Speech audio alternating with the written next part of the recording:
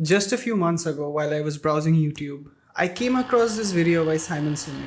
It was about how businesses focus on the wrong metrics to judge their success. Metrics such as day to day employee productivity, quarterly and yearly profit goals, etc. etc. All in the quest of beating the competition or pleasing the shareholders. While these metrics are important in the short term, when we focus excessively on them and only them, we sort of kind of miss the bigger picture. That bigger picture being, in the grand scale of things, there are no winners and losers in business, just businesses that survive and businesses that don't. And the only point of having a business is to survive and keep on playing. That is to play the infinite game. I was very intrigued by this point of view, so I dug deeper and found out more material that allowed me to get a sense of this finite versus infinite game philosophy. I watched videos, read books and articles on the topic, and when I finally understood the philosophy of the infinite game, it felt like my perspective had shifted forever. And I know what you're probably thinking. Oh, so what about the businesses that don't survive? Aren't those businesses the losers in this game? Well, not really. I'm going to explain why in this video and how you can leverage the principles of infinite game to lead a more successful and fulfilling life. So, what is the infinite game? The infinite game is a concept introduced by James Cars in his book Finite and Infinite Games and was later popularized by Simon Sinek through his book The Infinite Game. In the infinite game, the objective is to keep playing and to keep the game alive. Unlike a finite game, which has clear rules and defined players and a definite endpoint, an infinite game has no such fixed rules or boundaries, and there's no clear winner or loser here. The players in an infinite game are those who choose to play, and the game continues for as long as they continue to play.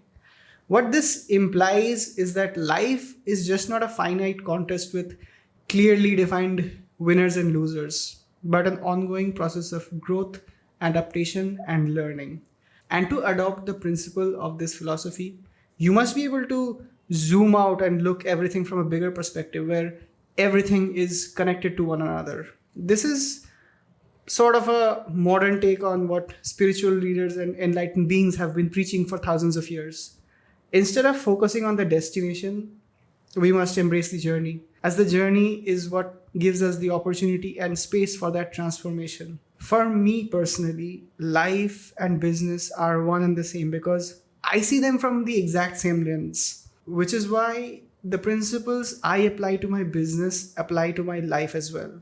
Well, at least for the most part, I do. When I go out to travel, I'm not doing it to escape from my life that I'd eventually have to return to. I'm doing it because I genuinely enjoy it. Similarly, when I'm working at home, working on something I think would help the business, I'm not expecting any extra credit or a pat on the back or words of approval. I do the things that I love in my life. And more often than not, it turns out to have a beneficial side effect, if you want to call it that, for my business. Okay, so coming back to the question, what about the businesses that don't survive? Aren't those businesses the losers in this game? Well, if you think that way, you're missing the bigger picture again.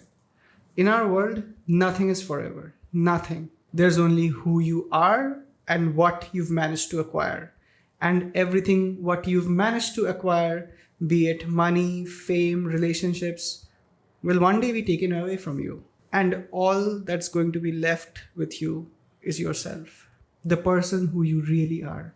Not who people think you are, but who you actually are. The infinite player in us does not consume time, but generates it because infinite play is dramatic and has no scripted conclusion.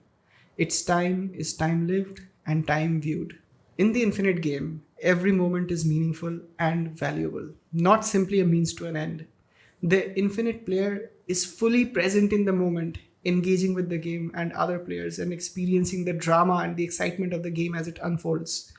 Ultimately, the infinite player sees time as a creative opportunity rather than, let's say, a limitation and embraces the ongoing process of growth that characterizes the infinite game. The infinite player that the author mentions in his book is you, or at least a future version of you at a time when you are at one yourself in the present moment.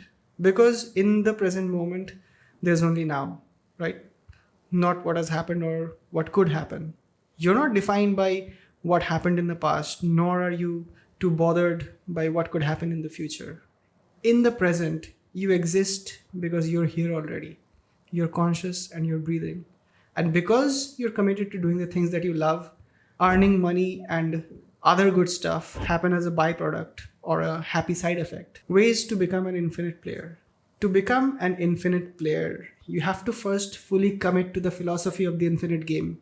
This means recognizing that your choices have consequences, not only for yourself, but for others and the world around you. You need to commit to a certain set of ethical and moral principles that guide your actions. Starting with number one, embrace the idea that life is an ongoing process of growth and there is ultimately no end point. The world will go on after we perish, just as it has for millions of years. Number two, recognize that life is unpredictable and that change is inevitable. Instead of fearing change, embrace it as an opportunity to experiment and learn. Number three, recognize that success is not about achieving a specific outcome or a goal, but about continuous improvement and adaptation over time. Remember that those who are better at adaptation will play the game better than those who aren't. Number four, embrace the idea that failure is a necessary part of growth and development, and use your setbacks as an opportunity to learn and improve. After all, what you see as failure is not the end of the world, it's just your perspective. Number five, recognize and appreciate the good things in your life and use that positive energy to fuel your growth. Number six, recognize that feedback is an opportunity to learn and improve, and that we can always benefit from perspectives and insights of others. Number seven, recognize that we all have the power to make a difference in the world. So use your abilities and talents to create positive change in your community. Finite players play within boundaries, infinite players play with boundaries. In the end, the infinite game is about realizing that everything is subjective and the world is what you make of it. Because when you're an infinite player, the regular, most common rules don't apply to you. When you're an infinite player, your perspective has shifted to a point where you no longer tie your self worth to a certain external outcome. Your desire to get better at something and create arises from a place of abundance rather than dissatisfaction. When you're an infinite player, you're not waiting around to do things that you always wanted to do. You just do it. So many people, and I see this all the time, so many people get caught up in the vicious cycle of waiting and one day find themselves at the end of their lives. They always say to themselves, I'll travel the world when I have this amount of money or this amount of time. I'll only think about starting my career when the right opportunity comes along. I'll start exercising and leading a healthier life when I have a less stressful job. Or I'll only get into a relationship after I've achieved a certain milestone in my life. Or I'll start posting on YouTube when I have the right camera, only when I have mastered editing, speaking, or being confident enough. That sort of approach is going to take you nowhere and give you nothing but misery, trust me. Shift your perspective and see your life change. Take this story for example. So one day a rich man encounters a beggar by the side of the street, and the rich man thinks, what a terrible life this beggar must be having, living under that cardboard box. I'm sure glad I'm not him. Well, the beggar looks at the fat rich man and thinks, what a terrible state this rich guy is in with a body like that. I'm sure as hell glad that I'm not him. Yeah, it's a story you tell to scare 5-year-olds, but sometimes we do need to tell our grown ass selves stories like this to keep us grounded. If all of this sounds appealing to you and you want to start to play the infinite game, then I say that there is no better infinite game than entrepreneurship. And I say this with utmost sincerity that most of us have what it takes to be an entrepreneur. Depending on your passion and curiosities, you can carve out a nice little niche for yourself that will give you the financial freedom to lead a more fulfilling life. I mean, that's what I did with my business. You don't need to be super talented or rich or famous to take part in the infinite game of entrepreneurship. All you need is a marketable skill, a passion for improving that said skill, and the drive to keep playing the game. You don't need 100k YouTube subscribers or a million Instagram followers to live a comfortable life. All you need are a few clients whom you can serve to the best of your ability. I'm not famous. Nobody knows my name. Yet, due to my business's success, I've been able to fulfill pretty much every personal life goal that I had once set for myself. Look, I'm not a millionaire, nor do I have a fancy house or a car.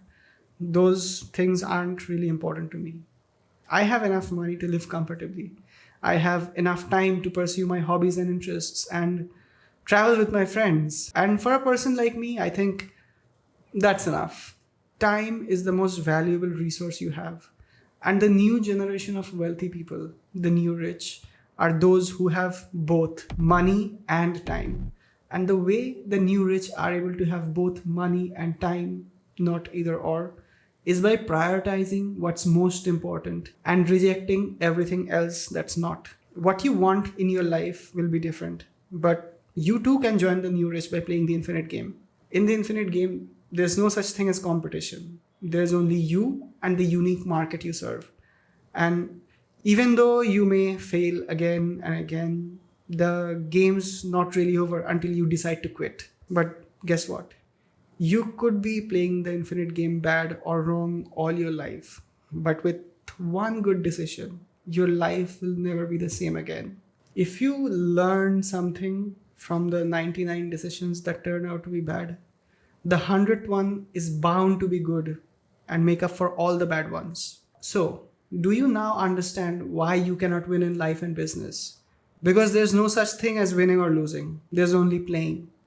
Hope you enjoyed watching this video. I might have gone off the track a few times, but I hope you learned something anyway that you can apply to your life. Like, comment, and subscribe. And share this video with a friend who might need to see this. I appreciate you all for sticking around till the end. See.